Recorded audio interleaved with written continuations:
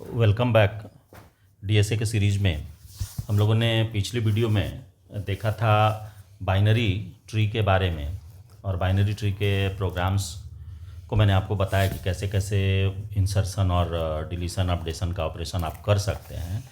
तो सेम उसी तरीके से अब हम लोग का आज का जो टॉपिक है वो है बाइनरी सर्च ट्री। तो बाइनरी सर्च ट्री किसको कहते हैं? तो बाइनरी सर्च ट्री भी एक ट्री ही है, यानी कि टाइप्स ऑफ ट्री ही है, लेकिन इसमें अपना एक स्ट्रेटजी इसकी अलग हो जाती है। लेफ्ट नोड्स जितने भी होंगे वो सारे रूट से स्मॉल होंगे, और जितने भी राइट नोड्स होंगे वो रूट से बड़े होंगे। यहाँ पर एक चीज़ और आपको ध्यान देने की बात है कि ये कभी भी सेम एलिमेंट को कंटेन नहीं करेगा। तो चलिए इसको लिंग्विस्टिक फॉर्म दिया जाए तो नॉर्मली यदि इसको हम लिखें तो यही कह सकते हैं कि binary search tree is a binary tree where each node has a key and satisfies the restriction that the key in any node is larger than the key in all nodes in that node's left subtree and is smaller than the keys in all the nodes that node's right subtree। यानी कि normally यदि हम देखें तो हम ये कह सकते हैं कि यदि 25 है तो 25 यदि रूट होता है तो इधर हर हमेशा 25 से लेस होगा, 20 हो सकता है, लेकिन कभी भी 26 नहीं होगा। और इस साइड आपका जब भी होगा तो 25 से बड़ा होगा, यानी यदि 40 है तो ये स्टोर हो सकता है, लेकिन कभी भी 32 या 32 कहता है 25 से लेस, जैसे 23, 24 ये स्टोर नहीं हो सकता। तो इसकी कुछ प्रॉपर्टीज़ है। क्या प्रॉपर्टी है इसके बारे में देखिए कि सबसे मेन जो प्रॉपर्टी है बाइनरी सर्च ट्री की, कि सबसे पहला है कि ये बाइनरी ट्री होना चाहिए, यानी कि each node has at most 2 children. यानी बाइनरी ट्री का डिफिनेशन क्या कहता है कि ज़्यादा से ज़्यादा 2 चिल्ड्रेन होगा, उससे ज़्यादा तो होगा नहीं। तो सेम वही चीज़ है कि ये बाइनरी ट्री होना चाहिए, यानी कि बाइनरी ट्री के प्रॉपर्टी को ये फुलफिल करेगा। 2 children commonly refer to as the left child and right child. 2 child होगा। दूसरा है कि ऑर्डर्ड स्ट्रक्चर, इसका जो स्ट्रक्चर होता है वो ऑर्डर्ड होगा। ऑर्डर्ड क्या होगा, जैसा कि अभी मैंने बताया कि लेफ्ट और राइट साइड का, कि for every node n the values of all the nodes in the left sub tree of n are less than the value of n and the values of all the nodes in the right subtree of n are greater than the value of n। यानी कि right वाला value जो है बड़ा होगा और left वाला value जो होगा वो क्या होगा, छोटा होगा। This is known as the binary search property, और यही क्या कहलाती है, उसकी बाइनरी सर्च प्रॉपर्टी कहलाती है। अब इसके साथ आप आगे यानी कि तीसरा यदि देखें तो वो कहलाता है कि नो डुप्लीकेट नोड्स। यहाँ पर नोड कभी भी यानी कि वैल्यू जो होगा वो कभी भी सिमिलर 2 को नहीं दे सकते, यानी डुप्लीकेसी पॉसिबल नहीं है। Typically BSTs do not contain duplicate values, each node has A distinct की और वैल्यू। हर हमेशा इसका जो वैल्यू होगा वो क्या होगा, डिस्टिंक्ट होगा, यानी कि वो रिपीटेड वैल्यू नहीं एक्सेप्ट करता है। अब आते हैं ऑपरेशंस में। तो ऑपरेशंस में देखिए नॉर्मली यदि ऑपरेशन की बात करें तो यहाँ पर 3 तरह के ऑपरेशंस आपको मिलेंगे। एक होगा इंसर्शन का, दूसरा होगा ट्राइवर्सल का, और तीसरा होगा डिलीशन का। हाँ, तो यहाँ पर सबसे पहले हम लोग लेकर के चलेंगे इंसर्शन के ऑपरेशन को। तो इंसर्शन का मीनिंग क्या होता है कि जब हम किसी नोड को बाइनरी ट्री के अंदर ऐड करते हैं, तो insertion in BST involves adding a new node while maintaining the BST property. हम नोड तो ऐड करेंगे, लेकिन ऐसा नहीं होना चाहिए कि इसके BST के प्रॉपर्टी को वो फुलफिल ना करें, उसके अकॉर्डिंग होना चाहिए। तो यदि इसके एल्गोरिदम्स को हम देखें तो अभी आपको जैसा मैंने बताया कि रूट से लेफ्ट जो होगा वो ऑलवेज क्या होगा, छोटा होगा, और राइट जो होगा वो ऑलवेज क्या होगा, बड़ा होगा। तो इसी के बेस पर हमको सर्च भी करना है और इंसर्ट भी करना है। तो नॉर्मली यदि एल्गोरिदम लिखे तो मैंने उसको प्रोग्रामेटिक फॉर्म में ही लिख दिया है, तो आप इसको देखेंगे तो समझ भी जाएंगे। कि देखिए सबसे पहला है कि मान लो आप फंक्शन बनाए इंसर्ट, इसमें रूट आएगा और वैल्यू आएगा, 2 पैरामीटर हो गया। और सबसे पहला चेक करना होगा रूट का स्टेटस कि रूट इज़ नल। यदि रूट नल है तो इसका मतलब है कि एक भी नोड पहले से एग्जिस्ट नहीं कर रहा। तो हम क्या करेंगे, क्रिएट करेंगे नोड को, उठा करके डाल देंगे किस में, रूट में, और रूट को रिटर्न कर जाएंगे, या रूट को हम स्टेबल कर देंगे, यानी कि करंट नोड स्टोर हो गया किस में, रूट में। और यदि ऐसा नहीं हुआ तो तब आएंगे ये दूसरे वाले इफ पर। यहाँ आएंगे कि वैल्यू यानी कि जो आया है वो क्या है, रूट के वैल्यू से छोटा है। छोटा है तो किधर आप जाओगे, तो यदि वैल्यू जो आया वो रूट के वैल्यू से छोटा है तो लेफ्ट साइड जाना होगा। देखिए वही है कि if root dot left is null, यदि रूट के लेफ्ट साइड यदि नल है तो इसका मतलब है कि आगे कोई नोड नहीं है।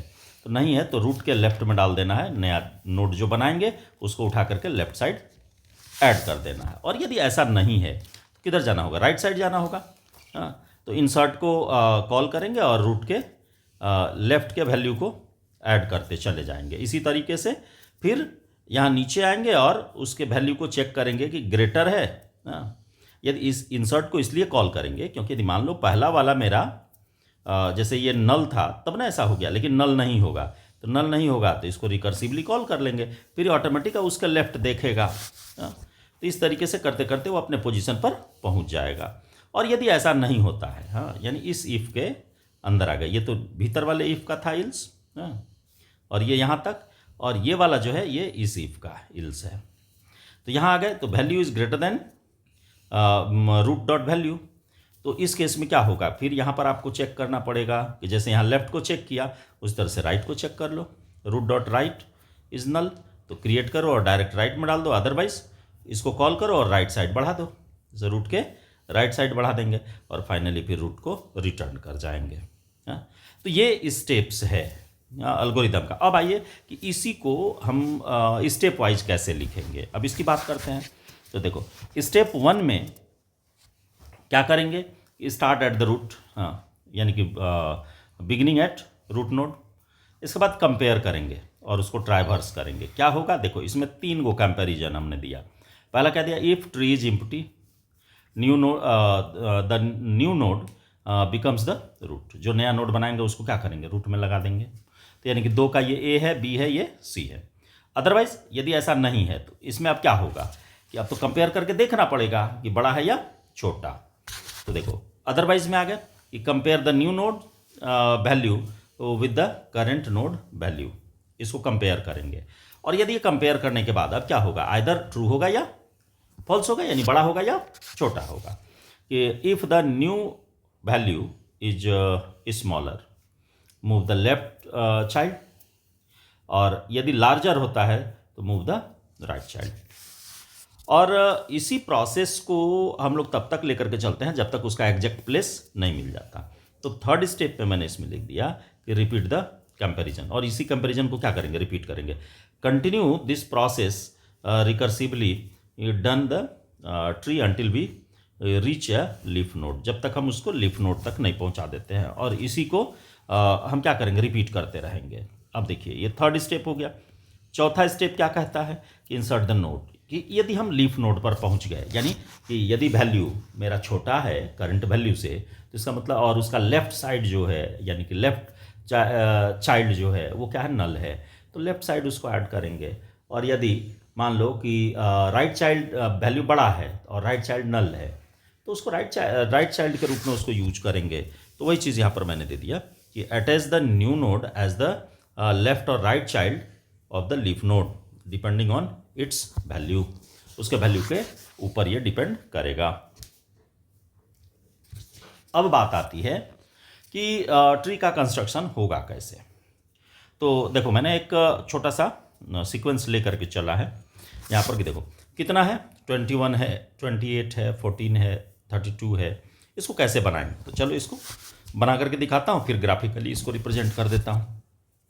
देखो सबसे पहले 21, तो 21 तो आएगा और यहाँ आकर के आपको इसमें को लिख देना है। देखो 21 ये बना। बनने के बाद अब देखिए अगला आया 28, तो 28 को लाने के बाद अब सबसे पहले इस रूट से कंपेयर करना है कि रूट से वो क्या है, बड़ा है या छोटा है। तो अब यहाँ पर 28 जो है ये रूट से बड़ा है, तो बड़ा है तो किधर जाएगा, राइट साइड जाएगा, तो राइट चाइल्ड बन जाएगा। यहाँ हो जाएगा 28 हाँ, इसके बाद आ जाएगा 14। 14 क्या है? 21 से छोटा है, तो 14 छोटा है तो यहाँ आ जाएगा 14, ये हो जाएगा 32। तो 32 आपका क्या है? 21 से सबसे पहले कंपेयर करेगा किससे?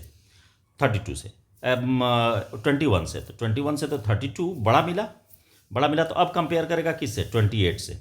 28 से कंपेयर करेगा तो 28 से 32 जो है वो क्या है? बड़ा है। तो बड़ा है तो 28 के राइट साइड जा करके 32 ऐड हो जाएगा। इसके बाद है 25। तो 25 21 से बड़ा है लेकिन 28 से क्या है? छोटा है, तो इसके लेफ्ट साइड आ जाएगा और 25 यहाँ करके ऐड हो जाएगा। फिर है 18। 18 है तो 21 से छोटा है लेकिन 14 से क्या है? बड़ा है, तो यहाँ पर आकर के 18 ऐड हो जाएगा। इसके बाद है 11। तो पहले 21 से चेक करेगा, तो 21 से क्या है? छोटा है, तो छोटा तो लेफ्ट आएगा, 14 से भी छोटा है तो इसके राइट चला इधर आ जाएगा लेफ्ट साइड। देखो तो यहाँ पर आ गया कितना? 11। और फिर इसी तरीके से आ जाएंगे हम 30 पर। तो 30 क्या है? 21 से बड़ा है, 28 से भी बड़ा है लेकिन 32 से क्या है? छोटा है, तो छोटा है तो 30 आकर के यहाँ लग जाएगा। इसके बाद है 19। तो 19 21 से छोटा है, आएगा इधर, 14 से बड़ा है, 18 से भी बड़ा है, तो 18 से बड़ा है तो 18 के राइट साइड चला जाएगा 19। फिर 15 है तो सबसे पहले 21 से कंपेयर करेगा, 15 छोटा है, छोटा है तो आएगा 14। 14 से बड़ा है लेकिन 18 से क्या है? छोटा है, तो छोटा है तो 15 यहाँ आकर के ऐड हो जाएगा। तो ये बनेगा। कैसे बनेगा? अब इसी को देखिए, जब जो मैंने ये बताया अब आपको मैं ग्राफिकली इसी को दिखा देता हूँ। देखिए देखिए मैंने जो बनाया वही ग्राफिकली भी आप देख सकते हैं।